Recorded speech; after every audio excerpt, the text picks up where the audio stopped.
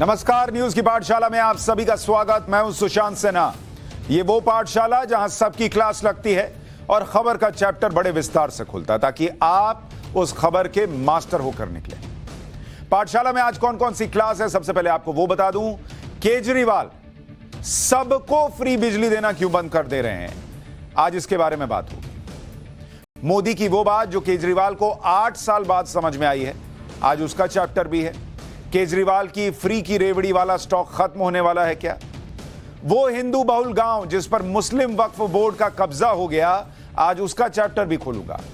और नरेंद्र मोदी ने आपकी जरूरी दवाओं का खर्च कैसे बहुत कम कर दिया है, आपके काम की खबर है, सुनिएगा जरूर। लेकिन पाठशाला में सबसे पहले दिन भर की सारी बड़ी खबरों का एक साथ रिवीजन, फिर पहला चैप्टर।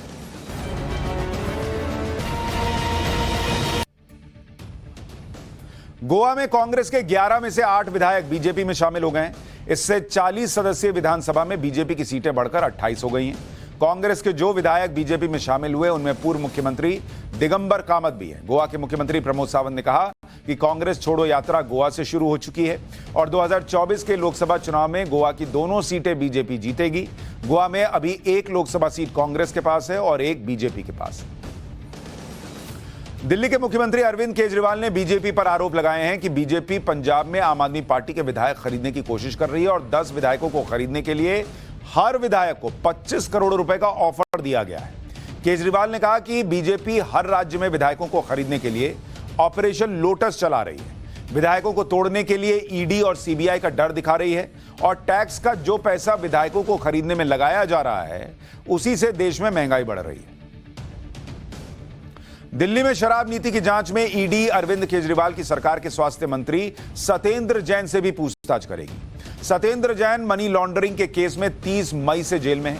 ईडी ने सत्येंद्र जैन से पूछताछ के लिए कोर्ट से इजाजत मांगी थी तो उसे मिल गई है। सत्येंद्र जैन से पूछताछ इसलिए होने वाली है क्योंकि आरोप है कि शराब नीति को फाइनल करने वालों की लिस्ट में सत्येंद्र जैन का भी नाम था।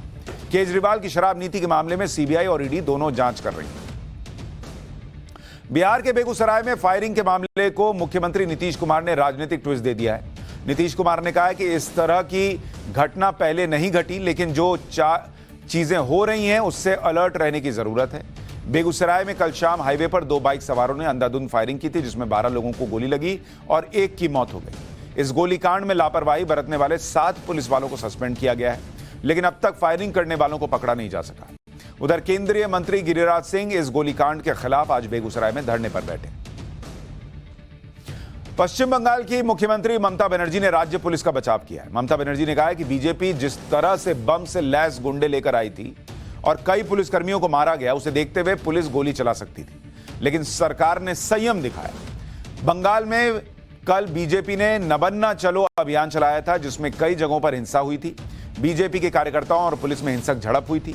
हिंसा के आरोप में 90 लोग अरेस्ट किए गए, 27 पुलिसकर्मी घायल हुए थे।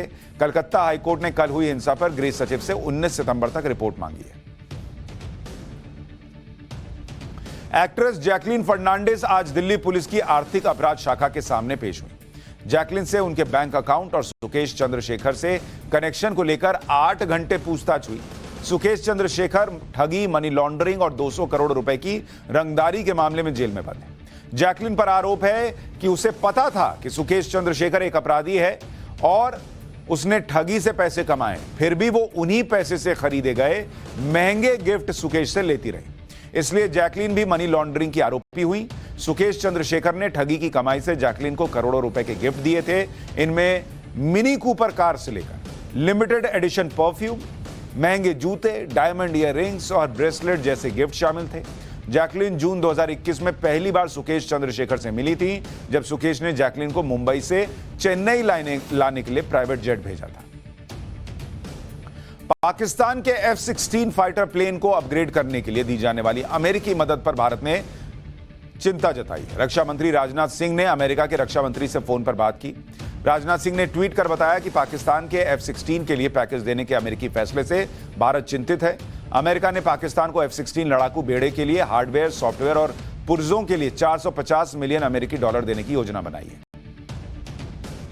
बीसीसीआई अध्यक्ष सौरव गांगुली और सचिव जय शाह के पद पर बने रहने का रास्ता साफ हो गया है। सुप्रीम कोर्ट ने बीसीसीआई को संविधान संशोधन की इजाजत दे दी है। मौजूदा बीसीसीआई अध्यक्ष सौरव गांगुली और सचिव जय शाह का कार्यकाल अगले महीने अक्टूबर में खत्म हो रहा था, लेकिन अब सुप्रीम कोर्ट से संविधान संशोधन की इजाजत मिलने के बाद ये दोनों अगले 3 साल के लिए फिर से इस पद पर चुने जा सकते हैं।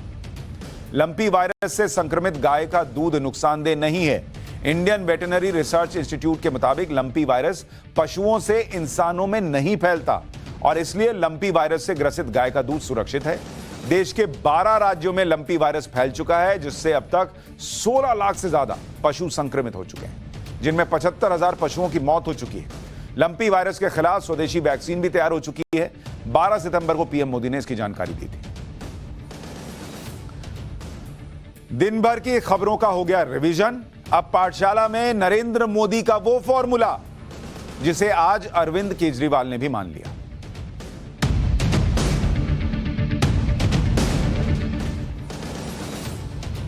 देश की आर्थिक सेहत पर रेवड़ी कल्चर के साइड इफेक्ट होते हैं और इसको लेकर देश को सजग हो जाना चाहिए। यह बात देश के प्रधानमंत्री नरेंद्र मोदी चीख चीख कर कहते रहे और बहुत बहस चल रही है इसको लेकर। आजकल सुप्रीम कोर्ट में केस भी चल रहा है। प्रधानमंत्री नरेंद्र मोदी कई बार इसके खतरे से देश को आगाह कर चुके हैं कि सबको सब कुछ फ्री में दे देना देश को श्रीलंका बना सकता है, देश को घातक देश के लिए घातक हो सकता है। जिसको जरूरत है दीजिए, लेकिन सबको दे देंगे, ये वाला कल्चर बहुत घातक है। और पीएम ऐसे ही नहीं कह रहे हैं। कई आर्थिक रिपोर्ट यह साबित कर चुकी हैं कि अगर इस कल्चर को नहीं रोका गया तो कई राज्यों की हालत श्रीलंका जैसी हो सकती है। जब देश में इस पर बहस तेज हुई तो फ्री कल्चर के सबसे बड़े ब्रांड एम्बेसडर अरविंद केजरीवाल भी एक तरह से अब यह मान रहे हैं कि फ्री बिजली, फ्री पानी का फंडा बहुत ज्यादा वक्त तक नहीं चलने वाला। और इसलिए बड़ी खबर यह आई कि अरविंद केजरीवाल ने भी सब्सिडी पर मोदी का फॉर्मूला अपना लिया है। एक तरीके से गैस सब्सिडी को लेकर प्रधानमंत्री मोदी ने सक्षम लोगों से गैस सब्सिडी छोड़ने की अपील की थी, आपको याद होगा। वैसे ही आज अरविंद केजरीवाल ने फ्री बिजली पर दिल्ली में ऐसा ही ऐलान कर दिया है। मतलब अब सबको फ्री में बिजली नहीं मिलेगी। उन्होंने कहा कि दिल्ली में जिसे भी फ्री बिजली पर सब्सिडी चाहिए उसके लिए आपको आवेदन करना होगा। आवेदन कीजिएगा तो मिलेगी, नहीं तो नहीं मिलेगी फ्री बिजली। और ये वो फॉर्म है, जरा मैं कहूंगा यहां फॉर्म डालकर दिखाएं। अब दिल्ली के अंदर फ्री बिजली की बड़ी चर्चा होती थी। अब आपको फ्री बिजली चाहिए तो आपको दिल्ली के अंदर जो है वो इस तरह का एक फॉर्म भर के देना होगा।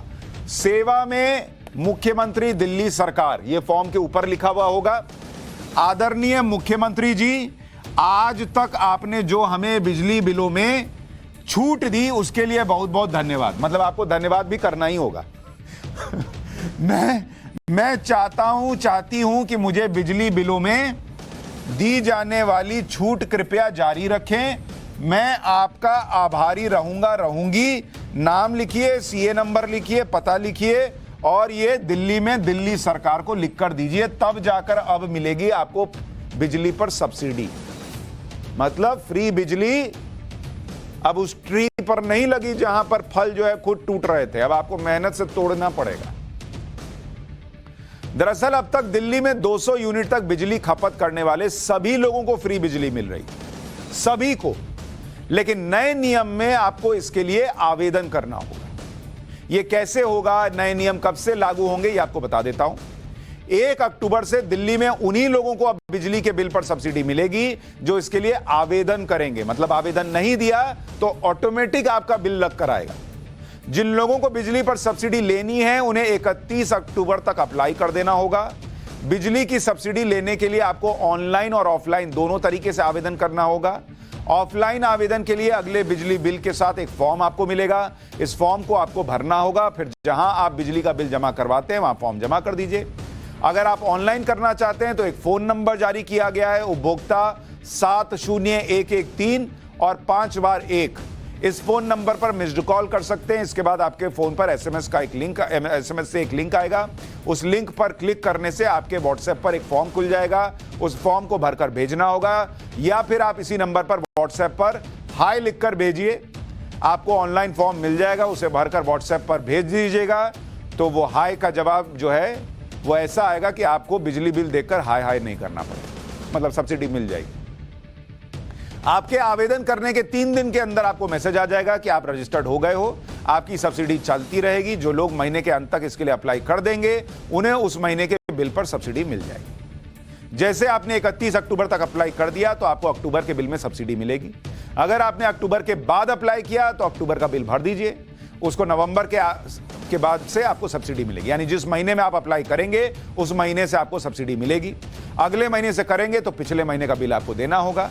साल में एक बार सब्सिडी विड्रॉ करने का मौका मिलेगा। दिल्ली में कितने बिजली उपभोक्ता हैं? क्योंकि यही बात देश के प्रधानमंत्री नरेंद्र मोदी कह रहे थे कि जिसको जरूरत है दीजिए। ये तो स्टेट का काम है, सरकार का काम है कि जरूरतमंद को दे, लेकिन सबको दे देना कि तुम भी फ्री ले लो, तुम भी फ्री ले लो, ये देश के लिए खतरनाक था। दिल्ली में अब ये रुकने जा रहा है। दिल्ली में कितने बिजली उपभोक्ता हैं आपको बताता हूं। दिल्ली के अंदर अगर आप देखेंगे, ये जरा दिल्ली का आंकड़ा आपको बताता हूं। दिल्ली में कितने बिजली उपभोक्ता हैं, कितनी सब्सिडी लेते हैं और सब्सिडी पर कितना खर्च होता है, उसका आंकड़ा सुनिए। दिल्ली का आपको बता रहा हूं, दिल्ली, इसके अंदर, दिल्ली के अंदर जो घरेलू बिजली उपभोक्ता हैं, मतलब जो घर में बिजली का इस्तेमाल कर रहे हैं, इनकी संख्या है करीब करीब, वो है 58,18,231। इतने घरेलू बिजली उपभोक्ता हैं। और सब्सिडी का फायदा उठाने वाले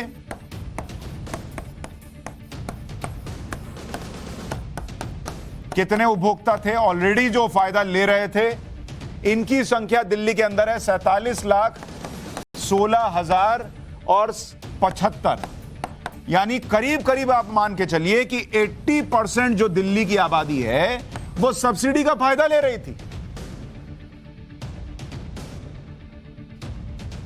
और दिल्ली के अंदर करीब माना जाता है कि 10% से थोड़ा ऊपर जो है वो गरीबी रेखा के नीचे के लोग हैं। मान लीजिए 20% कर लीजिए, ऐसे और जरूरतमंद कर लीजिए जो होंगे 25%, मतलब टोटल 25% होंगे जो बिल जो है वो नहीं भर पाएंगे बिजली का। लेकिन करीब 80% लोग जो है वो सब्सिडी मिलने लगी तो लेने लग गए। भाई हम उस देश में रहते हैं कि BMW ऑडी से आदमी जाएगा सब्जी खरीदने और सब्जी वाला फ्री में धनिया और मिर्ची देगा, तब जाकर वो बम बम होता है। वो नहीं कहता कि मैं इतनी महंगी कार में चल रहा हूं, मुझे फ्री की क्या जरूरत, फ्री में तो मिल जाए तो वो भी गदगद हो जाता है। और यहां 80% जो है वो फ्री में ले रहे हैं क्योंकि मिल रहा था। दिल्ली में पर कैपिटा इनकम जो है वो देश के मुकाबले बाकी राज्यों से अगर कंपेयर कीजिएगा तो कई गुना ज्यादा है। रिपोर्ट्स कहती हैं 3 गुना तक ज्यादा है। तो 3 गुना ज्यादा कमाने वाला आदमी भी फ्री में सब्सिडी मिल रही है, फ्री में बिजली मिल रही है, ले रहा है। उसका क्या जा रहा है भाई?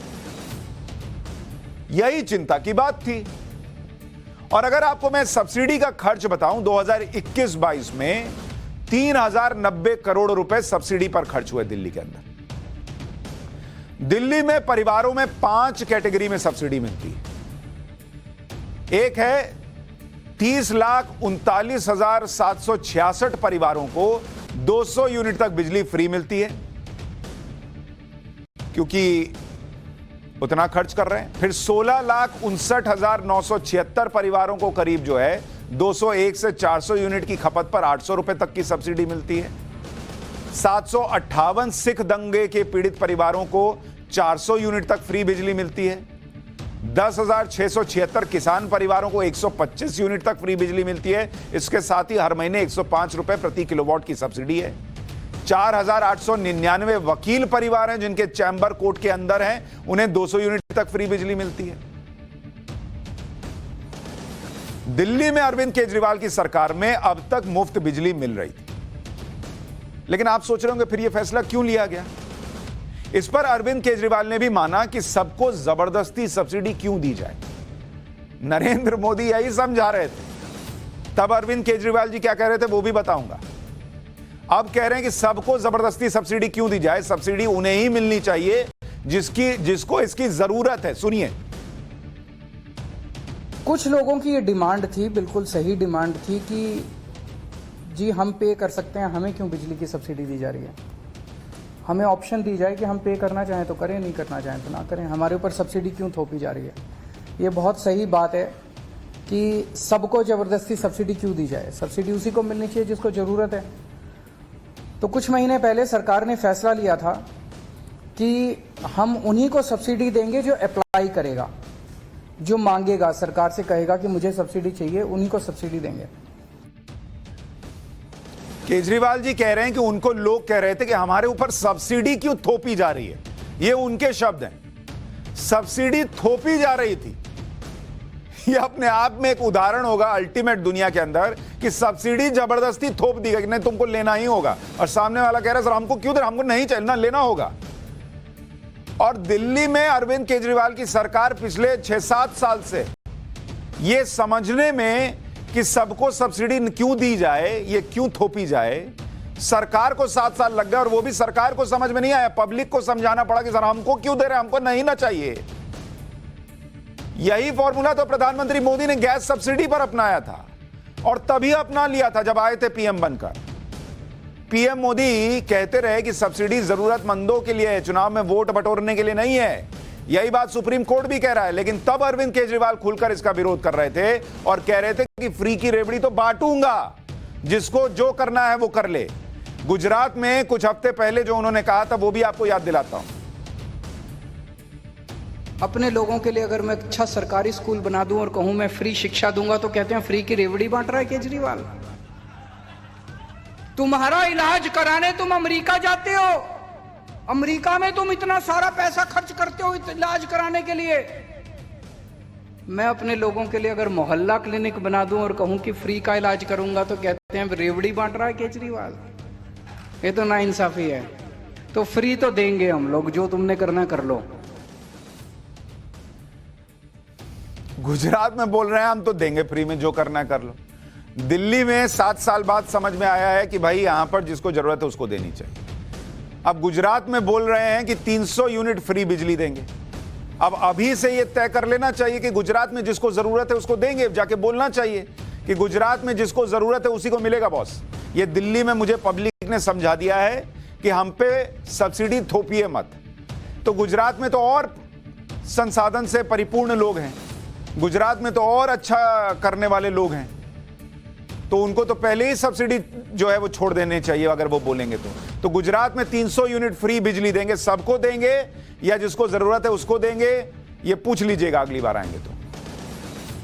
उधर साल 2015 में दिल्ली की सत्ता में आने के बाद अरविंद केजरीवाल ने फ्री बिजली की योजना लागू की थी। तब से दिल्ली में बिजली सब्सिडी का खर्च कितना बढ़ गया है वो भी आपको बता देता हूं। अगर ये पहले ही समझ लेते कि सब्सिडी थोपी जा रही है तो सोचिए कितना पैसा बचता। दिल्ली में आपको बता रहा हूं बिजली सब्सिडी पर जो खर्च हुआ, जो मुख्यमंत्री के ये केजरीवाल जी को जो पब्लिक समझाएगी सर मत थोपिए, अगर पहले खुद समझ लेते तो कितना पैसा बचता। देखिए 2015-16 में सब्सिडी पर कितना खर्च किया दिल्ली की सरकार ने, 1442 करोड़ रुपए। और 2021-22 में यह बढ़कर कितना हो गया आपको पता है? 3090 करोड़ रुपया। 3090 करोड़, ऑलमोस्ट डबल हो गया, डबल से भी ज्यादा। और इस साल का अनुमानित है 2022-23 का कि ये जो आएगा वो और बढ़ जाएगा, 3250 करोड़ रुपए हो जाएगा दिल्ली के बिजली पर जो सब्सिडी दी जा रही। तो सोचिए अगर आपने पहले ही समझ लिया होता कि हम थोप रहे हैं सब्सिडी पब्लिक के ऊपर, जबरदस्ती उनको फ्री में दे रहे हैं, तो ये जो डबल हो गया दिल्ली सरकार का खर्चा वो कैसे बच जाता। और किसका पैसा? हमारा ही आपका ना पैसा है, बचता तो कहीं और लगता। अच्छा एक चीज और बता दूं, ये सिर्फ चूंकि अरविंद केजरीवाल जी फ्री में बिजली दे रहे हैं, फ्री में बिजली दे रहे हैं, फ्री में पानी दे रहे हैं, फ्री में पानी दे रहे हैं, वही बताते हैं, बाकी उतना बता नहीं पाते, तो लोगों को लगता है सिर्फ वही दे रहे हैं। लेकिन ये सबको फ्री में दे देने की समस्या उनके अकेले की नहीं है, सिर्फ दिल्ली की बात नहीं है। देश भर में बिजली सब्सिडी पर भारी भरकम खर्च हो रहा है बॉस, और इसीलिए प्रधानमंत्री बहुत चिंतित हैं, सुप्रीम कोर्ट चिंतित है कि जिसको जरूरत है उसको दीजिए, सबको मत दीजिए। आपको 2020-21 का आंकड़ा बता रहा हूं।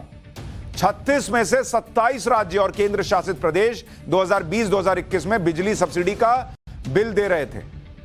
और यह खर्च कितना था? 1,32,000 करोड़ रुपए।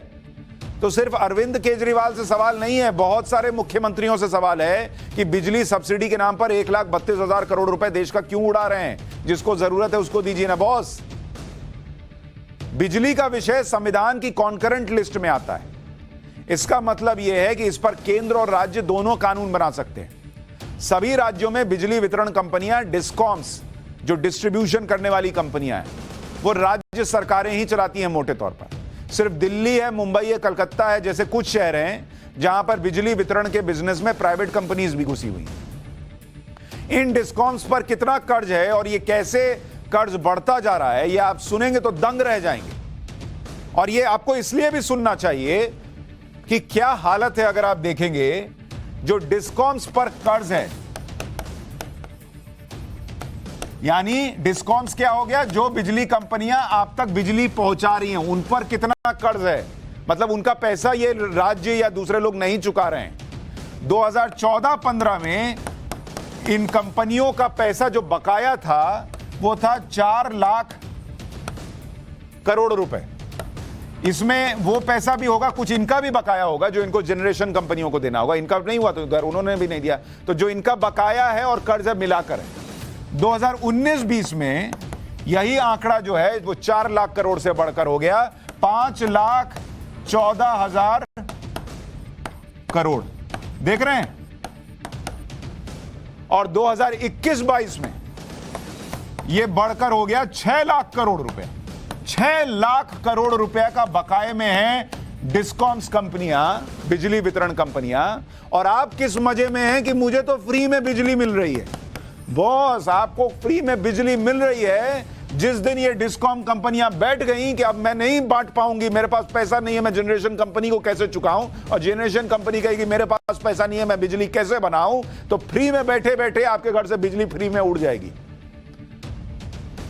इसलिए कह रहा हूं, जिसको जरूरत है उसको दीजिए, लेकिन सबको दे देंगे, तुम भी ले लो, तुम भी ले लो, ये इस देश के लिए घातक है बॉस। हालांकि अभी भी अरविंद केजरीवाल जी ने कहा है कि लोग खुद जो है वो सब्सिडी के लिए मांगे।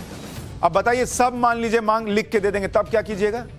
इससे अच्छा एक क्राइटेरिया बना देते कि जिसकी इतनी इनकम है उससे ज्यादा को नहीं देंगे।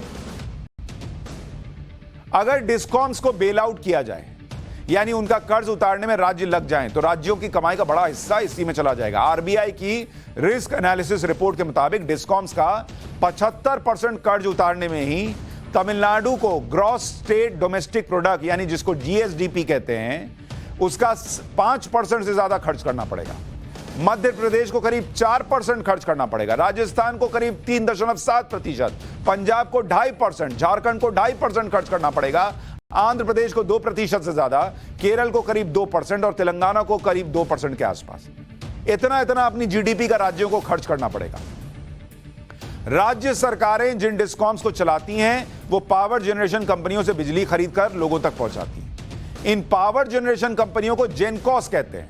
डिस्ट्रीब्यूशन का डिस लगा के कॉन्स मतलब कंपनियां, डिस्कॉम्स हो गया, और जनरेशन मतलब जो पैदा कर रही है, जनरेट कर रही है, तो उसका जेन लग जाता है, तो जेनकॉस। तो जेनकॉस कहा जाता है जो बिजली बना रही है। सबसे बड़ी बात यह है कि जो सरकारें बिजली पर सब्सिडी देती हैं उनके डिस्कॉम्स और जेनकॉस से खरीदी गई बिजली का पेमेंट टाइम पर नहीं करती और भारी भरकम अमाउंट ओवर ड्यूज होता है। मई 2022 तक ओवर ड्यू अमाउंट जो था वो डिस्कॉम्स को, जो जेनकॉस को देना था, वो 1,21,000 करोड़ रुपए का था। सब्सिडी के दायरे में जरूरतमंद ही आने चाहिए। सब्सिडी देने का मूल उद्देश्य भी यही है कि जो बहुत जरूरत में है उसकी मदद की जा सके। जैसे आपने पंजाब में कह दिया सारी महिलाओं को 1,000 रुपया देंगे। अरे भाई, जो बड़ी बड़ी गाड़ियों में महिलाएं चल रही हैं उनको 1,000 रुपया क्यों दीजिएगा? जो जिनका पार्लर का बिल जो है वो 1,000 रुपया से जाता है उनको 1,000 रुपया क्यों दिए? उनको क्या जरूरत है देने की? हां, जिसको जरूरत है उसको दीजिए। बेवजह सबको सब्सिडी बांटने से आर्थिक बोझ भी बढ़ता है और सब्सिडी का मकसद भी पूरा नहीं होता। यही बात आरक्षण के केस में भी लागू होती है। आरक्षण भी इसलिए लाया गया था ताकि जो सही में सामाजिक तौर पर पिछड़ा है, जरूरतमंद है, आरक्षण के जरिए उसको आगे बढ़ने का मौका मिले। आरक्षण के ही एक मामले में आजकल सुप्रीम कोर्ट में सुनवाई चल रही है। 2019 में आर्थिक तौर पर कमजोर लोगों को दाखिले और नौकरी में आरक्षण दिया गया था। इस फैसले के खिलाफ सुप्रीम कोर्ट में याचिका डाल दी गई। याचिका में कहा गया कि केंद्र सरकार का यह फैसला संविधान के बुनियादी ढांचे का उल्लंघन है और आरक्षण के 50% की सीमा का उल्लंघन करते हैं। इस केस को 5 जजेस की संवैधानिक बेंच सुन रही है। याचिकाकर्ता ने कोर्ट के सामने दलील दी कि इतिहास में हुए अन्याय को ठीक करने के लिए आरक्षण वर्ग के आधार पर दिया गया था, इसे सिर्फ आर्थिक आधार पर नहीं दिया जा सकता। इसमें एससी, एसटी और ओबीसी को बाहर रखा गया है, जो समानता के मूल्यों का उल्लंघन करता है। मतलब एक सरकार कह रही है कि जिसको जरूरत है उसको आरक्षण देते हैं, ये भी लोगों को नागवार गुजर रहा है, नहीं सबको दीजिए। अरे भाई, जो अच्छा खासा कमा रहा है, अगर कमा रहा है तो उसने जीवन में कुछ तो तरक्की कर ली होगी, तभी कमा रहा है ना, फ्री में तो नहीं कमा रहा होगा। तो तरक्की कर ली तो दूसरे को तरक्की करने दो, उसका रिजर्वेशन का फायदा लेने दो, नहीं सबको रिजर्वेशन दे दीजिए। इस मामले में केंद्र सरकार ने कोर्ट में क्या दलील रखी है, ये आपको बता देता हूं। केंद्र सरकार ने आरक्षण के फैसले का बचाव करते हुए कहा है कि आर्थिक रूप से कमजोर तबके को समानता का दर्जा दिलाने के लिए जरूरी है। आरक्षण का कानून बनाने से पहले संविधान के अनुच्छेद 15 और 16 में जरूरी संशोधन किए गए थे। कुल आरक्षण की सीमा 50% रखना कोई संवैधानिक प्रावधान नहीं, सिर्फ सुप्रीम कोर्ट का फैसला है। तमिलनाडु में 68% आरक्षण है, इसे हाईकोर्ट ने मंजूरी दी है, सुप्रीम कोर्ट ने भी रोक नहीं लगाई है। तो इसीलिए कुछ लोग पूछते हैं कि भाई आर्थिक स्थिति के आधार पर आरक्षण देना कैसे गलत है, जिसको जरूरत है उसको आरक्षण देना कैसे गलत है, लेकिन कोर्ट में बहस चल रही है। पाठशाला में अब वक्फ एक्ट पर चैप्टर 2 खोल रहा हूं और ऐसी खबर बताऊंगा कि सुनेंगे तो होश उड़ जाएंगे।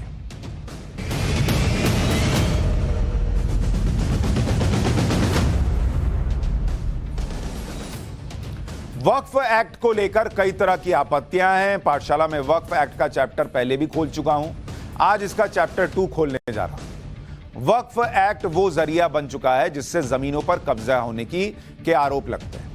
एक दो प्रॉपर्टी नहीं, पूरा का पूरा गांव वक्फ की संपत्ति बना दिया जा रहा है। तमिलनाडु के त्रिची जिले में ऐसा ही एक मामला सामने आया। त्रिची जिले में एक गांव है तिरुचेंतुरई, ऐसा गांव है कि ये पूरा गांव ही वक्फ संपत्ति घोषित हो गया। पूरा गांव वक्फ संपत्ति हो गया। वक्फ क्या मतलब आपको समझाया था, वक्फ का मतलब होता है दान। ऐसा कैसा गांव है जी कि पूरा किसी ने दान कर दिया गांव, तो पूरा का पूरा गांव जो है वो वक्फ की संपत्ति है।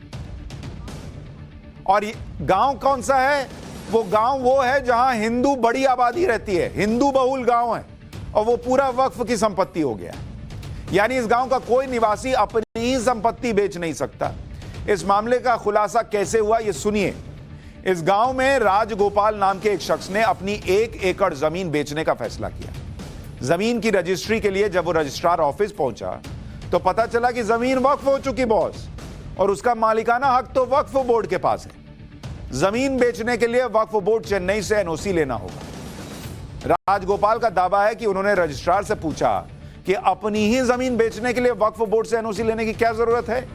इस पर रजिस्ट्रार ने वक्फ बोर्ड के पत्र का हवाला देते हुए कहा कि तिरुचेंतुरई गांव में किसी भी भूमि की बिक्री के लिए चेन्नई में वक्फ बोर्ड से एनओसी की आवश्यकता होती है। वक्फ बोर्ड ने भू अभिलेख विभाग को पत्र और दस्तावेज द्वारा सूचित किया है कि यह पूरा गांव उसका है। जो व्यक्ति गांव की जमीन के लिए रजिस्ट्रेशन कराने के लिए आते हैं उन्हें वक्फ बोर्ड से एनओसी प्राप्त करना पड़ेगा।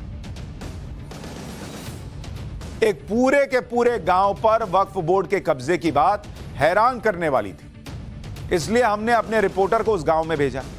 हमारे रिपोर्टर को वहां लोगों से बात कर क्या जानकारी मिली, पहले वो आपको दिखाता हूं। तमिलनाडु के तिरुचिरापल्ली जिले में है और तिरुचिरापल्ली टाउन से करीब 11 किलोमीटर दूर कावेरी नदी के ओर यहाँ पे तिरुचेंदुरई गांव में है। और तिरुचेंदुरई गांव के लोगों के लिए एक अजीब समस्या उनको सामना करना पड़ रहा है। ये क्या है आपको बताएं कि ये पूरा गांव वक्फ बोर्ड अपने अंडर कर चुका है, ऐसा यहाँ पे एक आदेश इनको मिला था। और इस कारण से यहाँ के एक व्यक्ति अपना लैंड यहाँ पे बेचना चाहते थे और वो बेच नहीं पाए। तब पता चला ये पूरा गांव वक्फ बोर्ड के नीचे आ रहा है।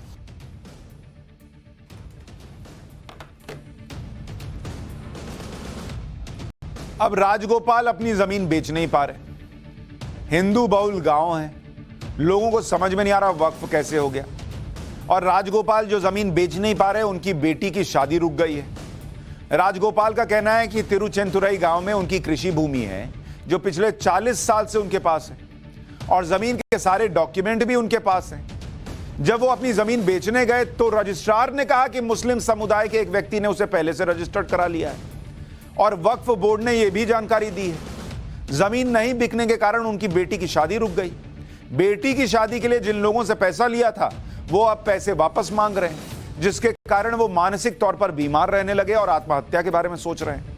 राजगोपाल का कहना है कि वो अपनी जमीन का मुआवजा चाहते हैं। सवाल यह है कि पूरा का पूरा गांव वक्फ की संपत्ति कैसे हो गया बॉस? तिरुचेंतुरई गांव में एक प्राचीन मंदिर भी है। यह वो मंदिर है जिसके बारे में दावा किया जाता है कि मंदिर हजारों साल पुराना है।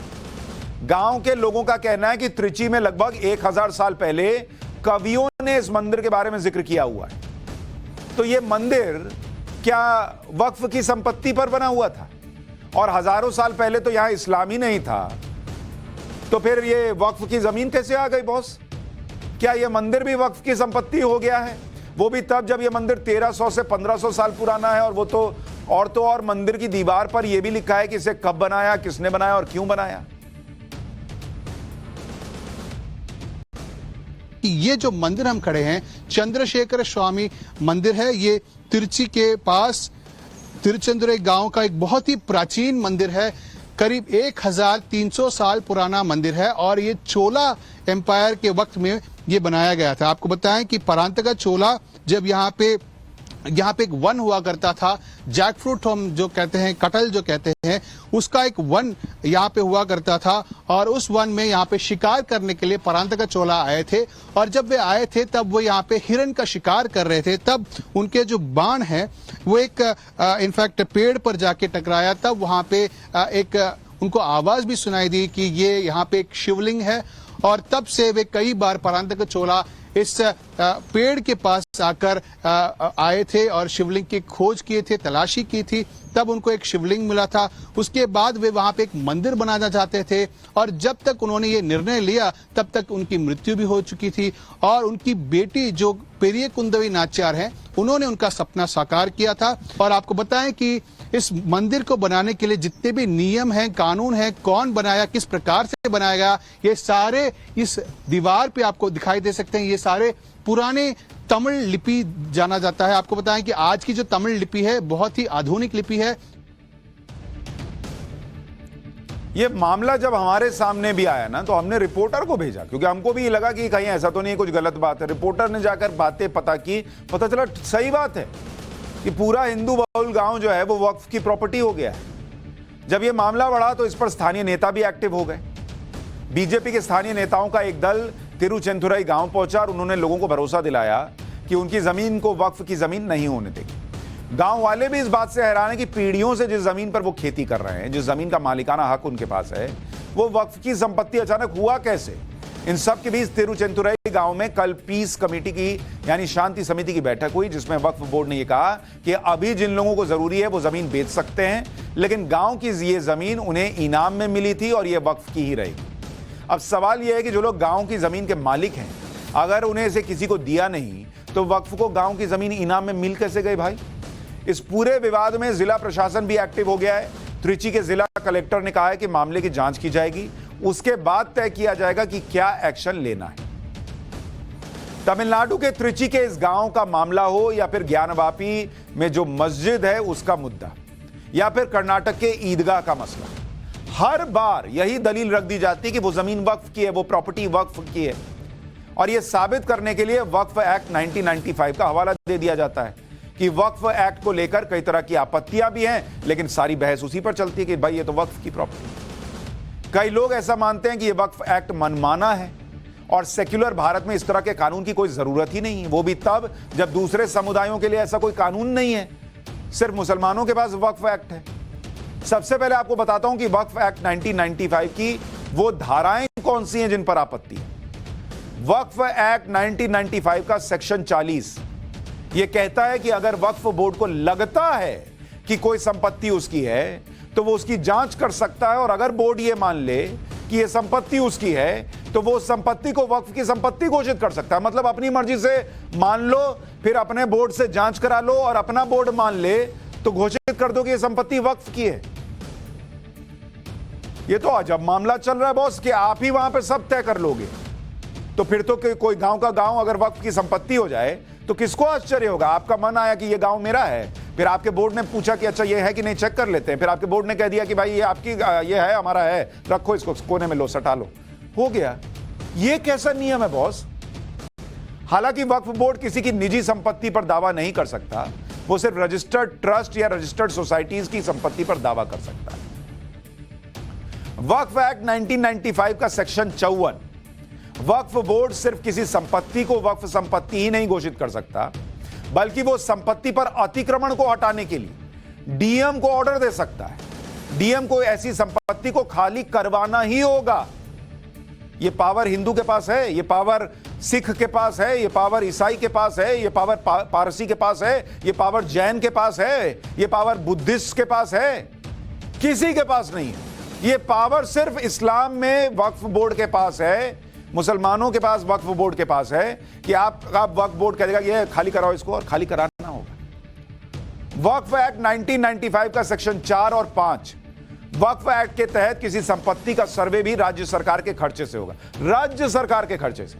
इसके लिए राज्य सरकार को सर्वेक्षण आयुक्त, सहायक सर्वेक्षण आयुक्त नियुक्त करना होगा।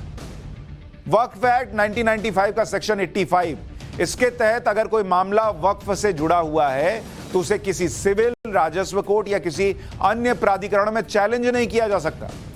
अगर आपकी संपत्ति को वक्फ घोषित कर दिया जाए और आप कहें कि नहीं ये गलत हुआ है, इसके खिलाफ हैं आप, तो आप सिविल कोर्ट नहीं जाएंगे, आपको वक्फ के ट्रिब्यूनल में जाना होगा। और यही ज्ञानवापी में ट्राई किया जा रहा था कि इसको वक्फ की प्रॉपर्टी घोषित कर दो और फिर जो सारी लड़ाई है वो वक्फ के ट्रिब्यूनल में लेके चले जाओ, फिर बैठे रह जाते हैं। वक्फ एक्ट 1995 का सेक्शन 89, अगर वक्फ बोर्ड के किसी फैसले के खिलाफ कोर्ट जाना चाहते हैं तो आपको वक्फ बोर्ड को 2 महीने का नोटिस भी देना होगा। सेक्शन 101, वक्फ बोर्ड के सदस्य सर्वेक्षण आयुक्त बोर्ड के प्रत्येक अधिकारी को पब्लिक सर्वेंट माना गया है। सेक्शन 83, इस सेक्शन में साफ लिखा है कि वक्फ ट्रिब्यूनल के पास वैसे ही पावर होंगी जैसे सिविल कोर्ट के पास होती है। ट्रिब्यूनल का फैसला फाइनल हो जाएगा, उसे सभी पक्षों को मानना ही होगा। ट्रिब्यूनल के फैसले के खिलाफ कोई अपील तक नहीं हो सकती। सिर्फ हाईकोर्ट के पास यह पावर होगी कि अगर कोई अपील करे या स्वतः संज्ञान लेते हुए वो ट्रिब्यूनल के फैसले की लीगैलिटी चाहे तो चेक कर सकता है।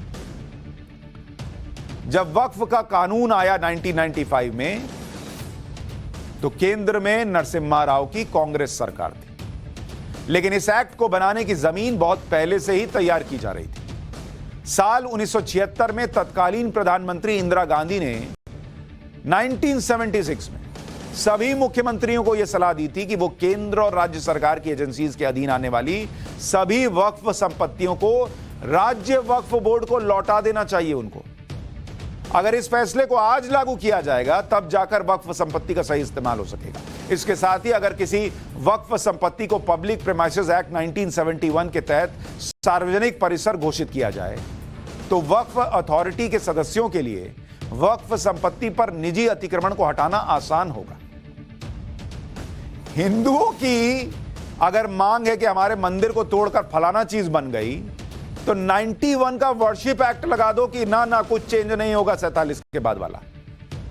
और मुसलमान के वक्फ की प्रॉपर्टी जो है उसको आसानी से खाली कराया जा सके, इसके लिए पूरा एक्ट ले आओ 1995 में और कहो कि तुम खुद करा लो, कोई दिक्कत नहीं है, अपने ट्रिब्यूनल में केस चला लो, तुम पुलिस को ऑर्डर भी दे दो। ये इस देश का सेक्युलरिज्म है। इस्लाम में वक्फ का मतलब होता है दान।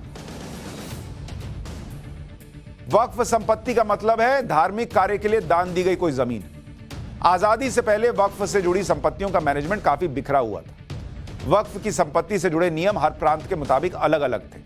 फिर साल 1923 में पहली बार मुसलमान वक्फ एक्ट 1923 लाया गया जो पूरे भारत में लागू हुआ। आजादी के बाद संसद में वक्फ एक्ट 1954 बना, इसे पूरे देश में लागू किया गया। 1984 में वक्फ एक्ट में कुछ संशोधन किए गए, लेकिन बावजूद इसके इसमें कई कमियों का हवाला दिया गया और पूरे तरीके से एक नया कानून लाया गया 1995 में कांग्रेस की नरसिम्हा राव सरकार लेकर आई। अच्छा, 95 में यह एक्ट क्यों लाए? वक्फ की संपत्ति को रेगुलेट करने के लिए कानून बना। कहा गया कि कानून के तहत सेंट्रल वक्फ काउंसिल और स्टेट वक्फ बोर्ड का स्थापित किया गया। इस कानून के तहत वक्फ बोर्ड को ज्यादा ताकत दी गई, उससे कार्यशैली में बदलाव किया गया। इस कानून के जरिए वक्फ ट्रिब्यूनल का दायरा जो है वो तय किया गया। वक्फ का सर्वे कैसे होगा, वक्फ बोर्ड के सदस्यों की ड्यूटी क्या होगी, वक्फ से जुड़ी प्रशासनिक संस्थाओं की फाइनेंसिंग कैसे होगी, यह भी तय किया गया। कुल मिलाकर यह कानून यह तर्क देते हुए लाया गया कि इससे वक्फ संपत्ति का बेहतर मैनेजमेंट हो पाएगा। अब कोई संपत्ति कैसे वक्फ की संपत्ति बन जाती है, यह भी सुन लीजिए। किसी संपत्ति को वक्फ करने के लिए सबसे पहले वक्फनामा तैयार होता है। संपत्ति को वक्फ यानी दान किए जाने का मकसद भी निर्धारित होता है।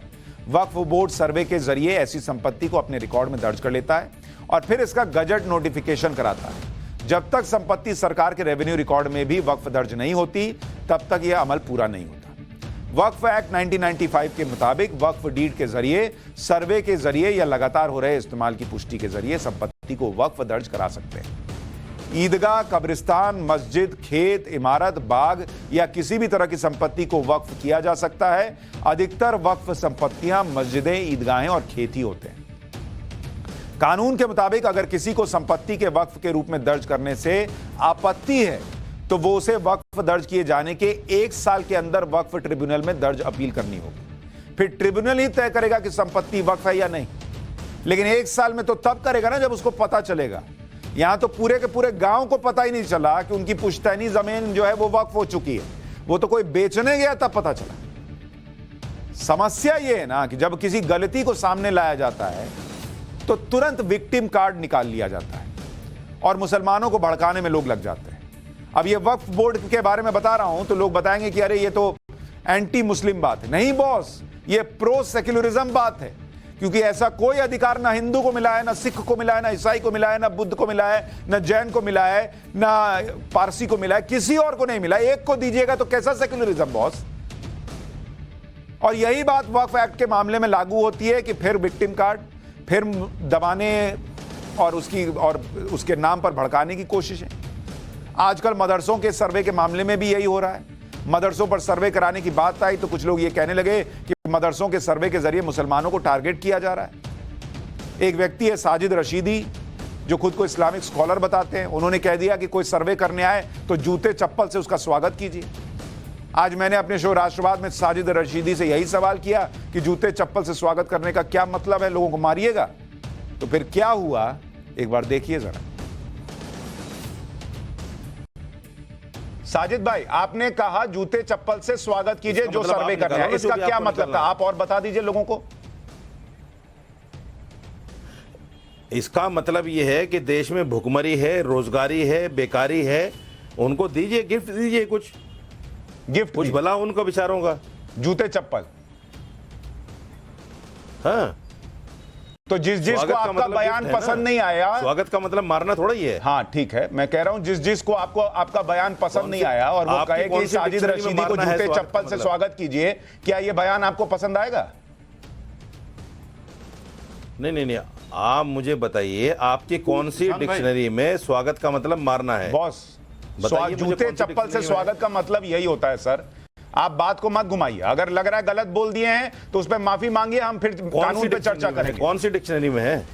जूते चप्पल से स्वागत का मतलब यही होता है। आपको आज तक किसी ने कार्यक्रम में बुलाते वक्त कहा है मैं जूते चप्पल से आपका स्वागत करूंगा? किसी ने बोला है सर?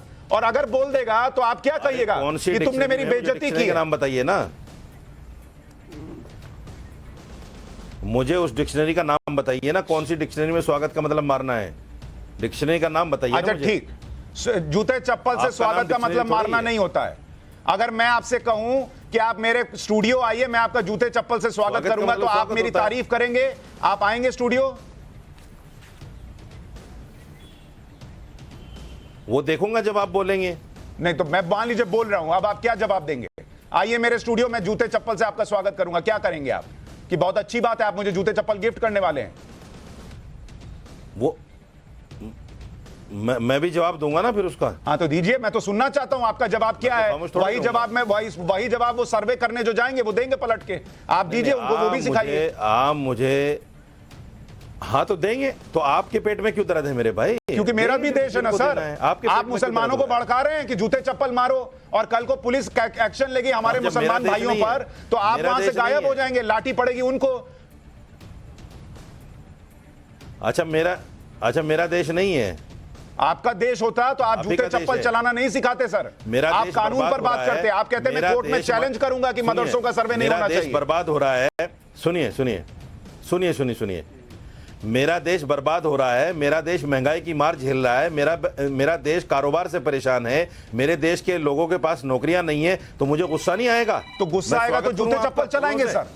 जूते चप्पल चलाएंगे। स्वागत करो। इस देश में बहुत सारे लोग कहते हैं सर तन से जुदा कर देंगे। हम लोगों को बड़ा गुस्सा आता है सर, लेकिन आज तक किसी ने कहा कि सर तन से जुदा करने वाले मिल जाएं तो उनका जूते चप्पल से स्वागत करो। सब कहते हैं FIR करो इनके ऊपर।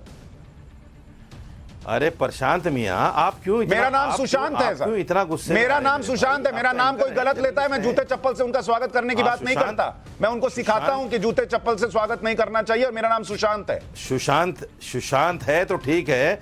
तो आप जर्नलिस्ट हैं, आप सवाल पूछे ना, गुस्से में क्यों आ रहे हैं? मैं बिल्कुल गुस्से में नहीं हूं सर। एक जर्नलिस्ट गुस्से में मैं प्रश्न ही पूछ रहा हूं, आप घुमा रहे हैं, फंसते जा रहे हैं। मैं दूसरे मेहमानों से रिएक्शन ले लेता हूं। रिजवान अहमद साहब, जर्नलिज्म का बिल्कुल रिजवान अहमद साहब, क्या आपको लगता है जूते चप्पल से स्वागत करना अगर कहा जाए तो ये किसी को जूते चप्पल करना गिफ्ट देने की बात होती है क्या? और जो मदरसों के सर्वे पर प्रश्न उठाए गए वो ठीक है क्या?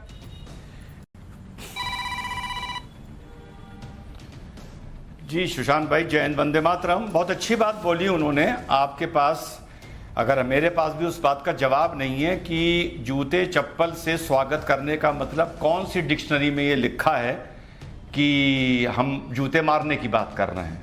कुछ लोगों के बयान ऐसे होते हैं जिस पर रिएक्शन देने से बेहतर, अब यहाँ भी मैं किसी का नाम नहीं ले रहा, जिन पर रिएक्शन देने से बेहतर, ये मेरी डॉगी है ब्लैकी, इसके भौंकने पर मैं रिएक्शन भले दे दूं, उनके बयान पर नहीं दूंगा। ब्लैकी नाम है इसका। रिजवान भाई ये गलत किसी का नाम नहीं ले रहा। नहीं रिजवान भाई ये गलत बात, मतलब निकाल रहा है। नहीं मैंने उनको गेस्ट बुलाया, अब आप उनकी बेइज्जती कर रहे हैं। तो इस तरह से चीजें चलती हैं इस देश के अंदर। पाठशाला में अब आपकी जरूरी दवाइयों का बिल कम करने वाला चैप्टर। इस देश में बीमार होना बहुत महंगा पड़ता है।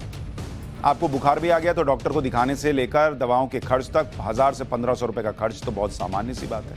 अगर बीमारी कुछ ज्यादा बड़ी हो गई तो फिर अस्पताल और दवाइयों के खर्च में सारी सेविंग्स खत्म हो जाएगी। कोविड के दौरान तो ऐसा हुआ कि लोगों को इलाज के लिए गहने बेचने पड़े और लोन की नौबत आ गई थी। मोदी सरकार के दौरान जरूरी दवाइयों को सस्ता करने और सब तक पहुंचाने पर बड़ा काम हुआ। अब पीएम मोदी की सरकार ने एक और बड़ा काम किया है। National list of essential medicine में कई ऐसी दवाइयां जोड़ दी गई हैं जो बहुत महंगी आती हैं और जो गंभीर बीमारियों के इलाज में बहुत जरूरी हैं। अब ऐसी दवाइयां सस्ते दाम पर आसानी से उपलब्ध हो जाएंगी। National list of essential medicine में 34 नई दवाइयां शामिल की गई हैं।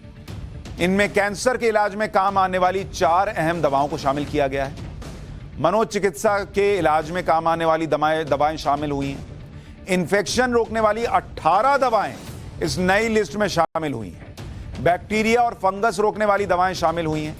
कोरोना के इलाज में काम आने वाली आइवरमेक्टिन भी लिस्ट में शामिल कर ली गई। वायरस से बचाव करने वाली दवाएं इस लिस्ट में शामिल हैं। सिगरेट छुड़ाने वाली दवाएं शामिल हैं। जरूरी दवाओं की इस लिस्ट को 7 साल बाद बदला गया है। एसेंशियल मेडिसिन की जो लिस्ट है 2022 की, उसमें 384 दवाइयों को शामिल किया गया। ये दवाइयां 27 तरह के इलाज में काम आती हैं। 384 दवाइयां लगभग 1000 फॉर्मुलेशन को कवर करेंगी, यानी लगभग 1000 तरह की दवाई हो गई। NLEM इसको कहते हैं इस लिस्ट को, और इसमें 34 नई दवाएं शामिल की गई हैं, 26 दवाएं हटाई गई हैं। केंद्रीय स्वास्थ्य मंत्रालय ने 1996 में पहली बार 279 एसेंशियल दवाओं की लिस्ट जारी की थी। उसके बाद 2003 में इसे रिवाइज किया गया। 354 दवाएं इस लिस्ट में जोड़ी गई। 2011 में 348 दवाएं और 2015 में 376 दवाएं लिस्ट में शामिल की गई। जरूरी दवाओं की लिस्ट में शामिल होने के बाद दवाओं की कीमत कम हो जाती है। इन दवाओं की कीमत तय करने का एक सिस्टम है।